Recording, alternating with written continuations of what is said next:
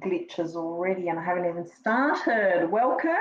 I'm Athena, the Get Notice Coach, Career Strategist and Government Job Application Specialist. Welcome to my live broadcast today. It's a little bit off the cuff today, but talking about why I'm passionate about innovation in the public sector and what it did for my career, and also talk about this award that I received this week and what that means for you, and also talk about my new course launch. So let's get going and talk about this. But before I start, I'd like to do my acknowledgement to country. So in the spirit of reconciliation, I acknowledge the traditional custodians of country throughout Australia and their connections to land, sea and community. And I pay respect. Oh, goodness gracious me, isn't that lovely? I forgot to turn it off. I've always wondered what would happen if that, there we go, silent. Hello to the one person who's watching and just heard my phone ring. I forgot to turn it off.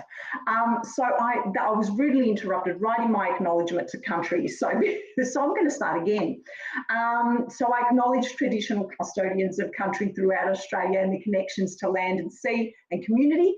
And I pay respect to their elders past and present, and extend that respect to all Aboriginal and Torres Strait Islander people today. Thank you for being here on this live, and that just shows you it truly is live, okay? This is not a recording.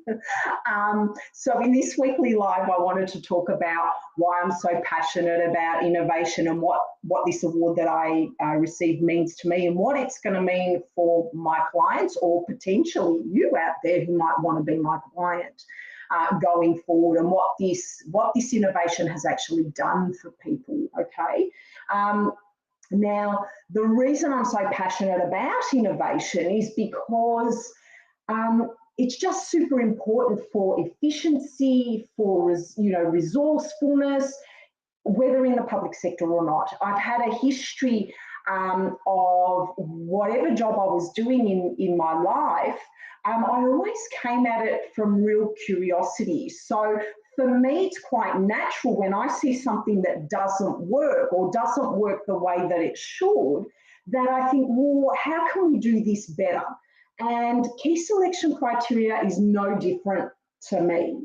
Every time I used to look at, well, why are people having such a hard time? And I just was able to do it because in all reality, I landed all the jobs that I applied for the very first time I applied for them. And I'd be like, why am I always able to do this? And everybody tells me it takes them forever to get into the public sector, or they're in the public sector and they don't know how to do it. And I'm like, what is it about my brain that understands this that everybody does not understand, everybody else doesn't get? So when I really looked at, I started looking at, what is the process? What are they asking people to do? And then I'd look at examples online, and I'd look at, even the examples on government websites. And sorry to say this, government websites and government organisations and agencies, but a lot of the examples on those websites were really, really bland and boring. And whilst they answered the question, they didn't sort of make me go, oh, I really want to bring that person in, because what it said to me was everybody was going to respond in that way. And what happens when everybody responds in the same way is they all look the same. And what we're trying to do here is try to, make you different, make you special, make you, make you the person they want to see. We want to create excitement before you actually get into an interview. We want them to think, oh, this person's fabulous. Let's not just bring them in, but we really like them. And so far, they're the preferred candidate, because as recruiters, that's what we think as a panel.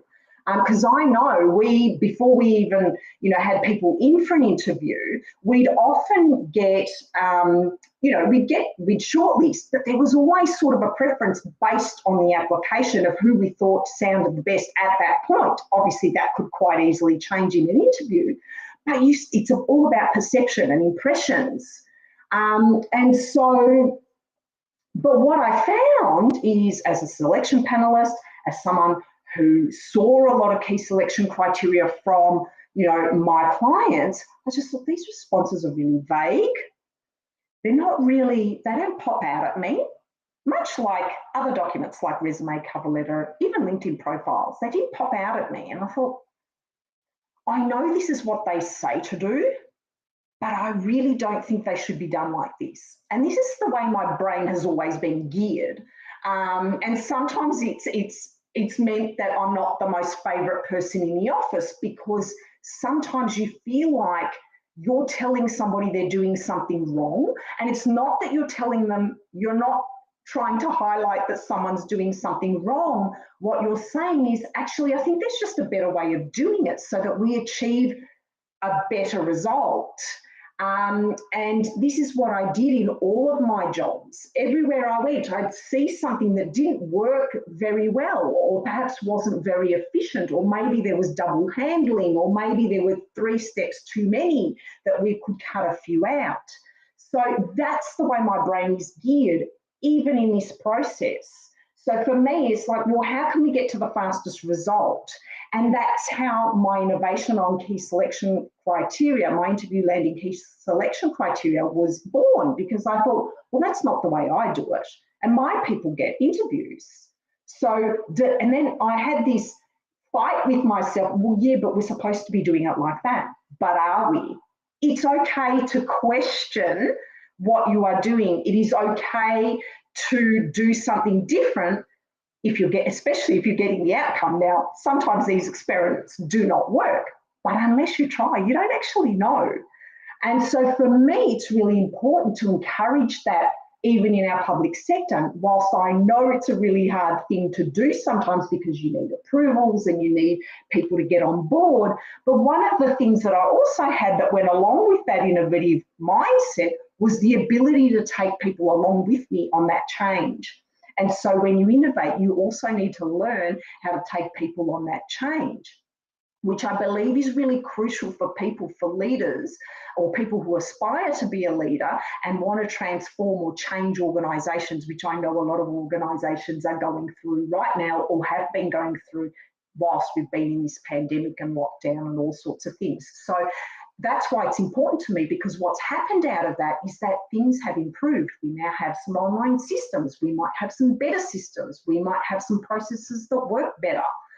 And why don't we want easy? Why don't we want better? And that's what I want to see in the public sector. And it's what I'm seeing a lot more of, and I'm loving it. Okay. And they're the sorts of people I'm working with at the moment, which I'm absolutely loving. People who not only love what they do, but are doing it in a way that really is empowering and making a difference for people out in the community. Okay. Now, in saying all of this, 2 nights ago on Tuesday night, I presented my masterclass on how to wow hiring managers with your 6-figure public sector job application. And in that, at the end of that masterclass, I actually launched my group program, which is Invisible to Getting Hired. And that's normally offered as a standalone online self-study program.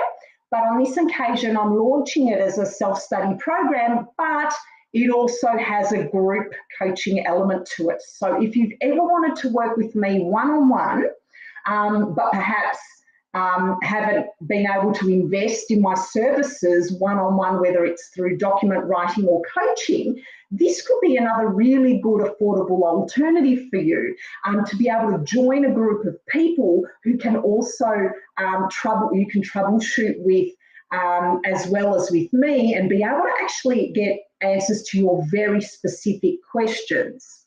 Okay, so this program includes my award-winning interview landing key selection criteria, which I am renaming Key Selection Criteria Made Easy, because it is easier than what you're probably doing now. Also has my interview-winning resumes and cover letters that wow.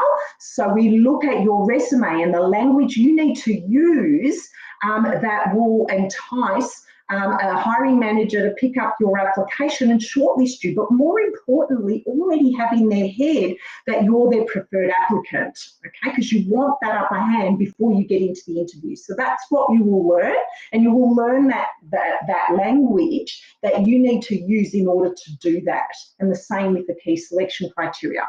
We also go through interview coaching. It's not enough just to put in the job applications. You actually need to then get the job. So you need to know how to answer those tricky questions, or how do you elevate your examples to a leadership or management level, or to the level that you need to get to. How do you do that? And we go through that in the interview coaching module as well, which is impress at the interviews and land the job. And as a bonus, I'm actually offering a LinkedIn module as well. So we're going to learn LinkedIn basics, why you need to be there, and why most public servants don't use it, and how you can use this to your advantage to actually get tapped on the shoulder to apply for roles. I've had clients, even as recently as last week, who got tapped on the shoulder and got asked for an interview or asked to put in an application because of their LinkedIn profile. So it's absolutely crucial that if you want that next level job, that you need to learn how to use and optimize your LinkedIn profile. So we'll be doing that in the group program. It is a 4-week program. You get access to me via a group Voxer chat. So that way, if you're an observer, you don't want to participate, or you want to remain anonymous, you absolutely can. So if you're concerned about your boss being there or some colleagues being there, you're fearful of sharing information that's sensitive, you don't need to worry about that. You don't need to reveal who you are. But on the other hand, if you are a networker and you want to get to know others, you absolutely can do that also, okay? But what happens is you'll get access to me for 4 weeks in that container. If you'd like to work with me in that capacity, I'd love to have you in there, and love to join the people that have already joined since Tuesday. The program is normally $1,497 if you were to purchase it outside of this launch period. But as an end of financial year offer, so this is available until the 30th of June, it is $888. So it's almost half the price. It is going to be a one-off offer because I know how valuable this course is going to be for you. And that small investment is going to make a huge difference to you getting a $10,000 pay rise into your next role. So it's going to be worth every penny, and you will get me in that program to help you along with everybody else. So if you're interested in that, I will drop a link down below. I would love to see you there. If you've got any questions about the program or anything I've talked about today, please send me a DM or comment yes please below, and I'll get in touch with you via DM. I think that's all I wanted to say. I might have to get back to this phone call and find out who was trying to ring me right in the middle of a live. Anyway, thanks so much for being here today. I know there's someone on the other end, so I can't see who they are. I haven't seen a comment, so I don't know who it is. But hello, thank you for being here. If you're watching the replay, I'd love to see the hashtag replay. And if you've got any questions, you're more than welcome to DM me or add them below. In the meantime, I hope you're having a fantastic day, and I'll see you next time.